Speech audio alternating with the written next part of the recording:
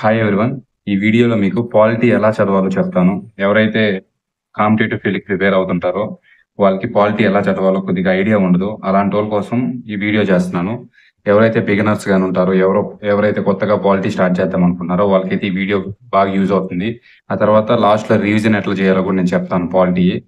First మీరు polity చదివేటప్పుడు మీరు ఏదో ఒక స్పెసిఫిక్ బుక్ తీసుకుంటారు కదా! నేనైతే లక్ష్మీకాంత్ బుక్ తీసుకున్నాను. మీరు తీసుకున్న బుక్కు ఫస్ట్ మీరు బుక్ తీసుకోవాలి. Book first polity book first మీరు పాలిటీ చదవాలని మీకు మైండ్‌లో ఆలోచన వచ్చినప్పుడు ఏం చేయాలంటే ఫస్ట్ మీరు బుక్ తీసుకుంటారు కదా! బుక్ తీసుకొని ఫస్ట్ ఆఫ్ ఆల్ మీరు చేయాల్సిన పనేంటంటే ఫస్ట్ సిలబస్ కాపీ తీసుకోవాలి. ఫస్ట్ పాలిటీ బుక్ ఓపెన్ చేశారు కదా! ఫస్ట్ మీరు చేయాల్సిన పని syllabus copy. Syllabus syllabus copy తీసుకొని ఫస్ట్ ఒక వైట్ పేపర్ తీసుకొని నీట్‌గా మీరు సిలబస్ మొత్తం ఏ సిలబస్ ఉంది మొత్తం ఆ వైట్ పేపర్‌లో రాసేసి ఎక్కడన్నా అంటించుకునేయాలి. ఇప్పుడు పాలిటీ అంటే మీ ఓన్ నోట్స్ ఉంటుంది కదా! ఆ ఓన్ నోట్స్‌లో మీరు సిలబస్‌ని స్టిచ్ చేసుకునేయండి. ఫస్ట్ పేజ్‌లో రాసుకునేయండి నీట్‌గా. అట్లా రాసుకునేసి ఆ సిలబస్‌ని ఒక 10 టైమ్స్ అన్నా ఒకసారి 10 టైమ్స్ అన్నా రివిజన్ చేయాలి. అంటే చదువుతా ఉండాలి. ఆ సిలబస్‌ని బాగా చదివారంటే మీకు ఆ సిలబస్ మీద ఒక ఐడియా వస్తుంది. అప్పుడు మీరు సిలబస్‌లోకెళ్ళి ఒక్కొక్క పార్ట్ ఇప్పుడు పాలిటీ సిలబస్ చెప్తా చూడండి. ఇక్కడ ఉంది కదా! పాలిటీ ఎట్లా చదవాలంటే ఫస్ట్ ఆఫ్ ఆల్ మీరు చదవాల్సింది ఎట్లంటే ఇది జాగ్రఫీ లాగా ఏ టాపిక్ ఆ టాపిక్ చదివకూడదు అసల. ఎట్లంటే జాగ్రఫీ అయితే మౌంటైన్స్‌కి ముందర దానికి మౌంటైన్స్‌కి, సాయిల్స్‌కి, మినరల్స్‌కి సంబంధం ఉండదు. పాలిటీ అట్లా కాదు. ఫస్ట్ పార్ట్‌కి, సెకండ్ పార్ట్‌కి ఖచ్చితంగా సంబంధం ఉంటది. ఒక ఆర్డర్‌గా చదువుకుంటూ రావాల. అట్లా కాకుండా ఫస్ట్ మనం డైరెక్ట్‌గా ఫండమెంటల్ రైట్స్ లేదా డీపీఎస్‌పీస్ అట్లా డైరెక్ట్‌గా చదివామంటే మనకు కొద్దిగా అర్థం కాదు. ఎందుకంటే ఇది కొద్దిగా సబ్జెక్ట్ ఓరియెంటెడ్ అంటే ఎట్లంటే కొద్దిగా ఇంటర్‌లింక్ అయి ఉంటుంది. ఒక టాపిక్‌కి, ఇంకొక టాపిక్‌కి ఇంటర్‌లింక్ అయి ఉంటుంది సబ్జెక్ట్. కాబట్టి మనము దీన్ని స్టెప్ బై స్టెప్ చదువుకుంటూ రావాలి. అట్లా కాకుండా మీరు లాస్ట్‌కెళ్ళి డైరెక్ట్ చదివారంటే మీకు ఫస్ట్ పార్ట్ లాస్ట్‌లో డైరెక్ట్ అర్థం కాదు. ఇప్పుడు సినిమా లాగా డైరెక్ట్ క్లైమాక్స్ చూస్తే అర్థం కాదు కదా! అదేలాగా మీరు ఫస్ట్ నుంచి చదువుకుంటూ రావాలి పాలిటీ మాత్రం. ఫస్ట్ పాలిటీలో సిలబస్ మీరు అనాలిసిస్ చేస్తారు కదా! అనాలిసిస్ చేసిన తర్వాత ఫస్ట్ పాలిటీలో ఏముంటుంది? ఫస్ట్ ఎక్కడి నుంచి స్టార్ట్ చేయాలంటే first historical background of constitution ఉంటుంది. హిస్టారికల్ బ్యాక్‌గ్రౌండ్ మన పాలిటీ హిస్టారికల్ బ్యాక్‌గ్రౌండ్‌లో 1973 రెగ్యులేషన్ యాక్ట్ అక్కడి నుంచి మన పాలిటీ సబ్జెక్ట్ స్టార్ట్ అవుతుంది. మీరు అక్కడి నుంచి స్టార్ట్ చేయాలి. ఫస్ట్ హిస్టారికల్ బ్యాక్‌గ్రౌండ్ మొత్తం మీరు చూసుకోవాలి. హిస్టారికల్ బ్యాక్‌గ్రౌండ్ చూసేసిన తర్వాత చదవాలి ఫస్ట్. ఆ తర్వాత మేకింగ్ ఆఫ్ కాన్స్టిట్యూషన్‌కెళ్ళాలి. ఆ తర్వాత మేకింగ్ ఆఫ్ కాన్స్టిట్యూషన్ అవ్వడం తర్వాత salient features of the constitution ఉంటుంది. Salient features of constitution. అదయిన తర్వాత preamble of the constitution. Preamble of the constitution చదవాలి.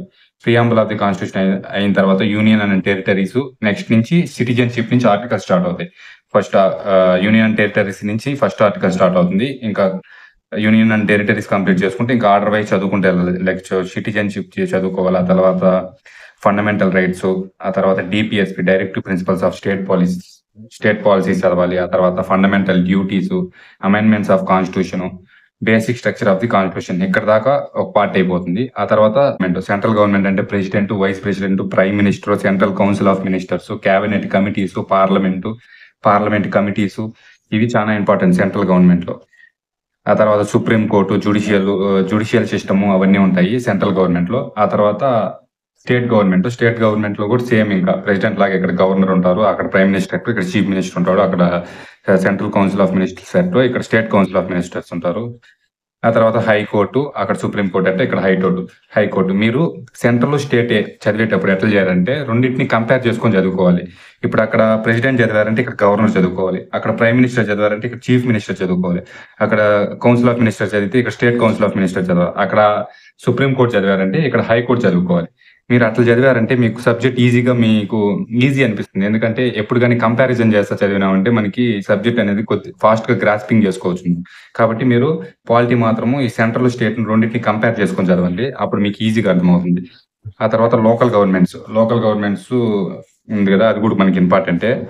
ఆ తర్వాత scheduled tribes, union territories and special areas ఉంటాయి. ఆ తర్వాత మళ్ళీ వెరీ వెరీ ఇంపార్టెంట్ టాపిక్స్ ఈ constitutional bodies, non constitutional bodies, election commission, union public service commission, state public service commission, ఆ తర్వాత finance commission, national commission for ఎస్సీస్, ఆ తర్వాత ఈ constitutional attorney general, advocate general కొన్ని నాన్ కాన్స్టిట్యూషనల్ బాడీస్ ఉంటాయి. నీతి ఆయోగ్ కానీ, నేషనల్ హ్యూమన్ రైట్స్ కమిషన్ గానీ, ఇవన్నీ చాలా ఇంపార్టెంట్. ఈ పార్ట్ నుంచే మనకి ఎక్కువ మేజర్ క్వెషన్స్ వచ్చేది. State human rights commission, central information commission అలాంటివి, సెంట్రల్ సిబిసిఈ, సెంట్రల్ సిబిఐ, ఈ నాన్ కాన్స్టిట్యూషనల్ బాడీస్ మీద కూడా మీరు కొద్దిగా ఫోకస్ చేయండి. ఇక్కడి నుంచే మనకి ఎక్కువ క్వెషన్స్ వస్తాయి. ఇది ఆల్మోస్ట్ అంతా టోటల్ సిలబస్‌లో ఇది మనకి ఇంపార్టెంట్ అయిన టాపిక్స్ ఇవి. మీరు ఎట్లా చదవాలంటే మీరు నోట్స్ ప్రిపేర్ చేసుకోవాలి. మీరు ఎట్లా నోట్స్ ప్రిపేర్ చేసుకోవాలంటే ఫస్ట్ నేను చెప్పా కదా!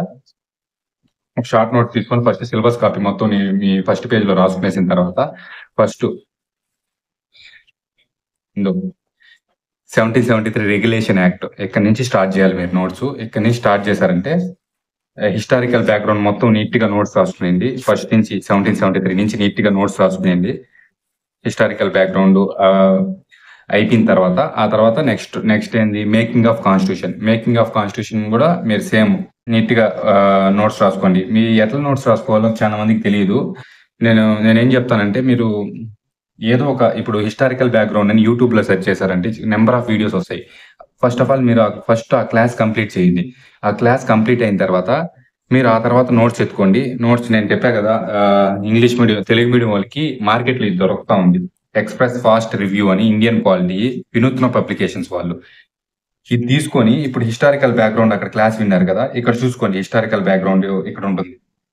1773 ఇప్పుడు కూడా 1773 నుంచి 1858 వరకు రెగ్యులేషన్ యాక్ట్ మొత్తం హిస్టారికల్ బ్యాక్‌గ్రౌండ్ ఉంది కదా! దీంట్లో నుంచి చూసి మీరు షార్ట్ నోట్స్ ప్రిపేర్ చేసుకోండి. చాలా మందికి డైరెక్ట్‌గా షార్ట్ నోట్స్ ప్రిపేర్ చేసుకోవాలని తెలియదు కదా!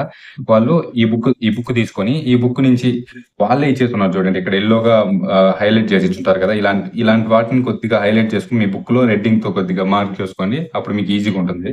ఈ బుక్ తీసుకొని మీరు హిస్టారికల్ బ్యాక్‌గ్రౌండ్ క్లాస్ వినేసి ఆ తర్వాత ఈ బుక్ తీసుకొని చదువుకొని మీ ఓన్ నోట్స్ అప్పుడు రాయండి. అప్పుడు మీకు ఈజీగా అర్థమైపోతుంది.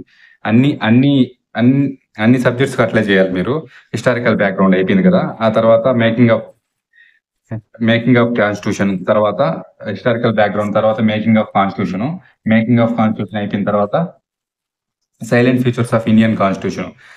ఇది కూడా సేమ్ అంతే. మీరు యూట్యూబ్‌లో సెర్చ్ చేసి వీడియో చూడండి. ఆ తర్వాత వీడియో చూసిన తర్వాత మీరు అది ఈ వినూత్న పబ్లికేషన్స్ ఉంది కదా మ్యాగజైన్. ఈ మ్యాగజైన్ తీసుకున్నారా? దీంట్లో సైలెంట్ ఫీచర్స్ ఉంటుంది. దాన్ని చూసుకొని డైరెక్ట్ మీరు ఓన్ నోట్స్ ప్రిపేర్ చేసుకోవాలా. సేమ్ అంతే. అన్ని టాపిక్స్ ఇట్లా చేసుకోవాలి మీరు. ఎప్పుడైతే ఇట్లా చేస్తారో మీకు ఈజీగా అర్థమైపోతుంది. ఆ తర్వాత షెడ్యూల్స్ మాత్రం మీరు ఈ విధంగా రాసుకోవాలి మీరు. First schedule red ink, blue ink నీట్‌గా యూజ్ చేసి ఈ విధంగా ఫస్ట్ షెడ్యూల్, సెకండ్ షెడ్యూల్ ఈ విధంగా రాసుకున్న. 8th షెడ్యూల్ అయితే 14 లాంగ్వేజెస్ ఫస్ట్ ఉన్నాయి. తర్వాత 22 లాంగ్వేజెస్ అయినాయి కదా! ఫస్ట్ అమైన్మెంట్స్ ఫస్ట్ ఈ విధంగా బాక్సెస్ వేసుకొని మీరు షార్ట్ కట్స్ కూడా ఇక్కడ రాసుకోండి. ప్లేసెస్ వదులుకొని నేను కూడా షార్ట్ కట్స్, ట్రిక్స్ అలాంటివి ఈ సైడ్ ప్లేస్ వదులుకుంటాం కదా! వాటిలో రాసుకుంటాం. ఈ విధంగా అన్ని లాంగ్వేజెస్ అంటే 21 కాన్స్టిట్యూషన్‌లో సింధీ యాడ్ చేశారు. 71 కాన్స్టిట్యూషన్‌లో కొంకణి, మణిపురి, నేపాల్ యాడ్ చేశారు కదా! అట్లా ఈ విధంగా నీట్‌గా మార్క్ చేసుకొని రాశారంటే మీరు ఫాస్ట్‌గా లాస్ట్ మొమెంట్‌లో రివిజన్ చేసుకోవచ్చు. ఆ తర్వాత ప్రియాంబుల్ కూడా ఈ 2 పేజీలు రాసుకునేసాను నేను ప్రియాంబుల్. ఆ తర్వాత యూనియన్ ఇక్కడ నుంచి మనకి ఆర్టికల్స్ స్టార్ట్ అవుతాయి. యూనియన్ గవర్నమెంట్ ఆ తర్వాత సిటిజన్‌షిప్ మళ్ళీ పార్ట్ 3. మీరు పాలిటీ మొత్తంలో ఏం చదివినా చదవకపోయినా ఈ పార్ట్ 3 అండ్ పార్ట్ 4 ఇవి చాలా చాలా ఇంపార్టెంట్ మీరు పాలిటీ మొత్తంలో. ఎందుకంటే ఫండమెంటల్ రైట్స్, ఫండమెంటల్ డ్యూటీస్ లేకుండా ఏ క్వెషన్ పేపర్ ఉండదు. ఈవెన్ ఏ ఎగ్జామ్ ఈవెన్ సివిల్స్ ఎత్తుకున్నా, చిన్న ఎగ్జామ్ ఏది ఎత్తుకున్నా, చిన్న ఎగ్జామ్ ఎత్తుకున్నా, పెద్ద ఎగ్జామ్ ఎత్తుకున్నా ఫండమెంటల్ రైట్స్, ఫండమెంటల్ డ్యూటీస్ నుంచి క్వెషనే లేకుండా క్వెషన్ పేపర్ అయితే తయారవ్వదు. ఖచ్చితంగా నేనైతే దానికి డామ్ షూర్ చేస్తాను. మీరు ఖచ్చితంగా పాలిటీ చదివేటప్పుడు ఫండమెంటల్ రైట్స్, మీరు ఈ 4 టాపిక్స్ మాత్రం ఖచ్చితంగా చదవండి. ఏది చెప్తా చూడండి. ఫండమెంటల్ రైట్స్, ఫండమెంటల్ డ్యూటీస్, ఆ తర్వాత DPSP directive principles of state policies, central government, state government, supreme court, high court ఈ 7 టాపిక్స్ మీకు ఖచ్చితంగా గ్రిప్ ఉండాలా. ఆ తర్వాత constitutional bodies, non constitutional bodies ఈ 9 టాపిక్స్ మీరు నిద్రలేపి అడిగినా చెప్పేలాగా ఉండాలి. ఈ 9 టాపిక్స్ మీరు గ్రిప్ ఉన్నిందంటే మీకు పాలిటీ మీద ఆల్మోస్ట్ 60-70% మీకు గ్రిప్ వచ్చాయనంటే మీరు ఖచ్చితంగా ఈ టాపిక్స్ మీద మంచి గ్రిప్ తెచ్చుకున్నారంటే మీకు పాలిటీ చాలా ఈజీ అయిపోతుంది. మళ్ళీ చెప్తున్నా చూడండి. Fundamental rights, fundamental duties, DPSPs ఈ 3 ఒక set, central government, state government supreme court, high court, parliament. Parliament. ఇవన్నీ ఒక సెట్టు. ఇట్లా మీరు సెగ్రిగేట్ చేసుకొని చదువుకున్నారంటే ఇంకో విషయం ఏందంటే prime ministers, presidents. Prime ministers, president మామూలుగా ఈ ఎస్ఎస్సి, జీడీ గాని, ఆర్‌పీఎఫ్ గాని వీటికంతా ప్రెసిడెంట్స్, వైస్ ప్రెసిడెంట్స్ వాళ్ళు ఆర్డర్ ఇచ్చేసి మ్యాచ్ ద ఫాలోయింగ్ చేయమంటారు. ఈ విధంగా నీట్‌గా మనకి ఎంతమంది ప్రెసిడెంట్ బాబు రాజేంద్ర ప్రసాద్, సర్వేపల్లి రాధాకృష్ణ, జాకీర్ హుసేన్ వీళ్ళ గురించి వాళ్ళ టెన్యూర్ రాసుకునేసి వాళ్ళు చేసిన స్పెషాలిటీస్ అంతా ఇక్కడ రాసుకోవాలి. ఇవన్నీ నేనైతే యూట్యూబ్‌లో చూసే రాసుకున్నాను నీట్‌గా. వాళ్ళు ఏం చేశారు? వాళ్ళకి అపోజిషన్ ఎవరున్నారు? ఎంత మెజారిటీతో గెలిచినారు ఆ టైంలో? వాళ్ళు వీటో పవర్స్ ఏమైనా యూజ్ చేశారా? అట్లా నీట్‌గా ఎంతమంది భారత రత్న వచ్చింది? ఎంతమంది ప్రెసిడెంట్‌కి భారత రత్న వచ్చింది? ఎంతమంది గవర్నర్ నుంచి ప్రెసిడెంట్స్ కొట్టినారు? ఈ విధంగా మీరు president, vice president, prime ministers మీరు ఎట్లంటే వీళ్ళ ముగ్గురిని మీరు నిద్రలేపి అడిగినా వాళ్ళు ఆర్డర్ చెప్పియాలి. అలాగ మీరు ప్రిపేర్ అవ్వాలి. ప్రెసిడెంట్ అంటే మీరు టప బాబు రాజేంద్ర ప్రసాద్, సర్వేపల్లి రాధాకృష్ణ, జాకీర్ హుసేన్ ఇట్లా టకటక చెప్పాలి. ప్రైమ్ మినిస్టర్స్ అడిగినా కూడా మీరు టకటక చెప్పాలి. ఫస్ట్ ప్రైమ్ మినిస్టర్ నుంచి లాస్ట్ ఇప్పుడు మన నరేంద్ర మోడీ ఉన్న ప్రైమ్ మినిస్టర్ వరకు మీరు టకటక జవహర్లాల్ నెహ్రూ అని వరుసగా లాల్ బహదూర్ శాస్త్రి, జవహర్లాల్ నెహ్రూ, మొరార్జీ దేశాయ్, ఇందిరా గాంధీ అట్లా మీరు టకటక రాజీవ్ గాంధీ అట్లా మీరు టకటక మీరు మైండ్లోకి ఈ ప్రెసిడెంట్స్, ప్రైమ్ మినిస్టర్స్, ఆ తర్వాత వైస్ ప్రెసిడెంట్స్ వీళ్ళంతా మీరు బట్టి పట్టడం అంటారు కదా, అట్లా బట్టి పట్టియాలా.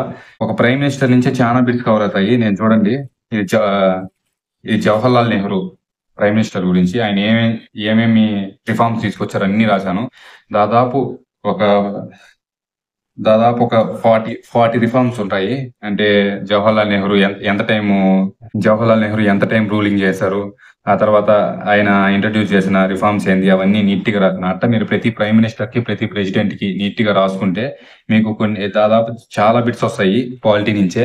ఇట్లా చేశారంటే మీకు పాలిటీ చాలా చాలా అంటే పాలిటీ మాత్రం బిట్ మిస్ అవ్వదు ఇట్లా ప్రిపేర్ అయినారంటే.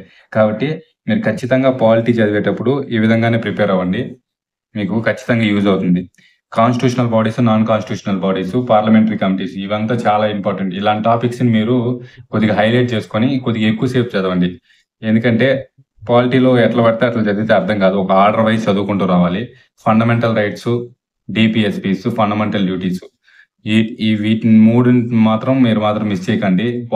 పాలిటీ అంటేనే ఈ 3 ఫండమెంటల్ రైట్స్, ఫండమెంటల్ డ్యూటీస్, ఆ తర్వాత డీపీఎస్పీస్. ఈ 3 మీద ఎంత గ్రిప్ ఉంటుందో మీకు పాలిటీ మొత్తం బాగా అర్థమవుతుంది. కాబట్టి మీరు ఫస్ట్ ఈ మూడిటి మీద మంచి గ్రిప్ తెచ్చుకోండి. ఆ తర్వాత మీకు పాలిటీ మొత్తం ఈజీ అనిపించేస్తుంది. ఆ తర్వాత prime ministers, presidents, governors, chief ministers అవంతా మామూలే, ఈజీగా అర్థమైపోతుంది. కాబట్టి మీరు పాలిటీ మాత్రం ఇట్లా చదువుకోండి.